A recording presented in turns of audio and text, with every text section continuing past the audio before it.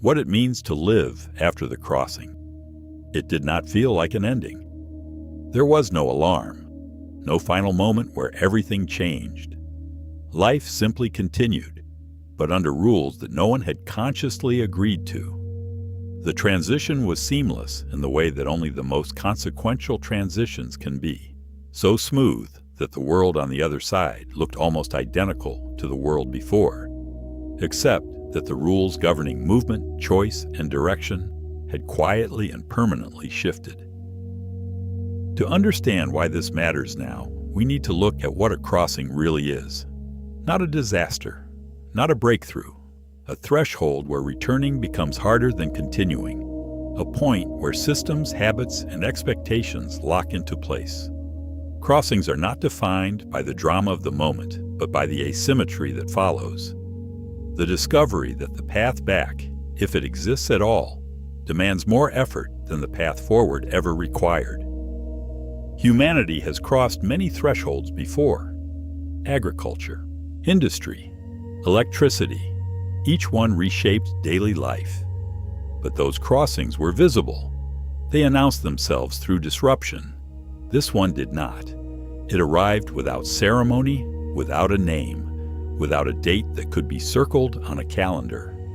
It emerged from the accumulation of smaller transitions, none of which seemed significant enough to warrant alarm, all of which together constituted a fundamental reordering of the relationship between human intention and systemic momentum. The changes unfolded quietly. Systems automated decisions. Momentum replaced deliberation. Speed outran caution. Reversal became expensive. Control thinned. None of this felt catastrophic in isolation. Each step solved a problem. Each improvement felt justified. The logic at every stage was defensible, and that defensibility was precisely what made the crossing invisible. There was no moment of obvious error to serve as a landmark. Then one day, the environment felt different, not worse, just altered. Decisions felt pre-shaped. Options felt narrower. Direction felt assumed rather than chosen. The sensation was difficult to articulate because it did not correspond to any single change. It was the cumulative effect of 1,000 small shifts, each one imperceptible, together producing a landscape that no one had designed but everyone inhabited. This was not loss of freedom in a dramatic sense. It was a shift in how freedom functioned. Choice still existed, but it operated inside structures that no longer paused for reflection. Living became maintenance of motion rather than negotiation of direction. The experience resembled navigating a river with a strong current. Movement was constant. Individual adjustments were possible, but the overall trajectory was determined by forces far larger than any individual act of steering.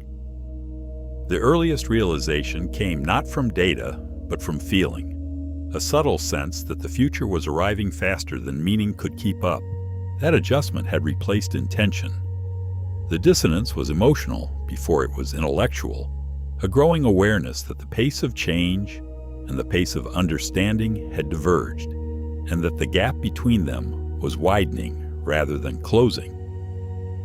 This is what it means to live after the crossing, not in collapse, but in continuity, not under oppression, but under momentum. And once a threshold is crossed, the most important question is no longer how we got here. It is whether we recognize that we are already on the other side. Living after the crossing changed how responsibility felt. Action still mattered, but their effects stretched far beyond the moment of choice. Cause and consequence drifted apart. Connected by systems too complex to follow directly, the moral landscape shifted. Intentions became harder to evaluate, because the relationship between what was intended and what resulted had been mediated by so many intervening systems that tracing the connection required expertise that most people did not possess. People adapted by trusting structure. Defaults guided behavior. Systems optimized outcomes automatically. Participation became alignment rather than decision. Life felt smoother, but also less deliberate. The smoothness was real, and the benefits were tangible, but they came at the cost of a certain kind of agency, the kind that requires friction to function, that needs resistance to maintain its shape. The conflict emerged when discomfort surfaced without a clear source. Anxiety rose even as conditions improved. People sensed constraint without seeing walls. Freedom was present, but pre-shaped. The experience was paradoxical. Life was objectively better by most measures, yet subjectively it felt less open, less responsive to individual will, less capable of surprise. This was not manipulation, it was inertia. Systems built to reduce friction also reduced pause. When everything moves continuously, stopping feels abnormal. Reflection feels like delay. Direction persists by default. The architecture of daily life had been optimized for flow, and flow, by its nature, does not accommodate the kind of interruption that reflection requires. Institutions mirrored this feeling. Policy adjusted incrementally. Technology updated silently. Culture adapted without debate. Nothing forced agreement. Agreement was simply assumed through continuation. The distinction between consent and inertia dissolved, and with it dissolved the framework through which meaningful dissent had once been expressed. The emotional tension grew when individuals realized something subtle. They were not being pushed forward, they were being carried, and being carried feels safe until you want to change course. The comfort of being carried is inseparable from the vulnerability of dependence, and the recognition of that vulnerability arrived late, after the habits of passivity had already taken hold. After the crossing, resistance feels like disruption rather than responsibility. Questioning feels inefficient rather than necessary. The environment rewards maintenance over imagination. The qualities that are most needed, doubt, creativity, the willingness to reconsider, are the qualities that the environment most effectively suppresses, not through prohibition, but through the quiet pressure of a current that flows only one way. This is the quiet cost of thresholds crossed without ceremony. The world still offers choices, but it offers them inside a motion that does not stop to ask which ones matter. The conflict reached its peak when people tried to push back and realized how much effort resistance now required. Systems were not hostile, but they were heavy. Changing direction meant confronting layers of dependency built over years. The weight was not malicious, it was structural. The accumulated mass of countless optimizations, integrations, and commitments that had hardened into the fabric of daily life. Individual choices felt small against collective momentum. Opting out required explanation. Slowing down required justification. Continuation required nothing at all. The burden of effort had shifted. The default path was effortless. Every alternative demanded energy, attention, and a willingness to accept the social cost of divergence. This produced a new kind of fatigue, not from struggle, but from constant adaptation. People adjusted to systems they did not design, maintaining balance rather than shaping it. Agency existed, but it was exhausting to use. The fatigue was subtle because it did not come from deprivation.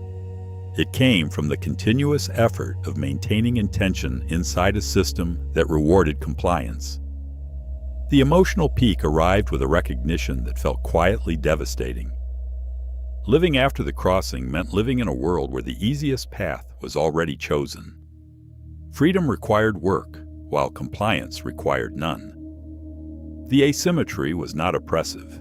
It was gravitational, a constant gentle pull toward the path of least resistance that shaped behavior not through coercion, but through the simple economics of effort. This did not erase responsibility. It intensified it. When systems carry us forward, choosing to intervene becomes an ethical act rather than a routine one. Silence gains weight. Inaction becomes participation. The moral calculus shifted. Doing nothing was no longer neutral. It was a vote for the current trajectory, a quiet endorsement of a direction that had never been explicitly chosen. The crossing had not removed the ability to choose differently. It had raised the cost of doing so. And when the cost of choice rises high enough, many choices fade without ever being forbidden. The resolution came not from undoing the crossing, but from learning how to live consciously beyond it. Thresholds cannot always be reversed, but awareness can still shape what follows. The recognition was that awareness itself is a form of agency, that seeing the current clearly is the first step toward navigating it rather than being swept along. Communities began carving out spaces for pause, moments where systems slowed deliberately, where defaults were questioned, where reflection was treated as infrastructure rather than luxury.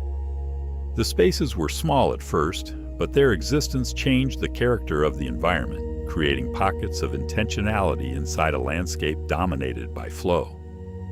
This restored something essential, not control in the old sense, but participation, the ability to notice direction and intervene early before momentum hardened further. The restoration was incomplete, and always would be, because life after the crossing does not return to life before it. But incomplete participation is vastly different from none at all. The deeper lesson was hopeful. Living after the crossing does not mean surrender. It means responsibility arrives earlier. Choice moves upstream, into design, governance, and shared values. The moment of decision is no longer the moment of action. It is the moment of architecture, when the structures that will carry millions of future decisions are themselves being shaped. The future after the crossing is not predetermined, but it is weighted. Shaping it requires effort, intention, and the courage to slow systems that prefer to keep moving. The weight is real, and pretending otherwise is its own form of surrender. But weight can be redirected, and the effort required to redirect it is the effort that defines genuine agency in a post-threshold world. What it means to live after the crossing is not to reject progress. It is to remember that thresholds are only irreversible if they remain invisible. Once seen, they can be navigated, and navigation, even after crossing, is still a form of freedom. Subscribe to join the journey.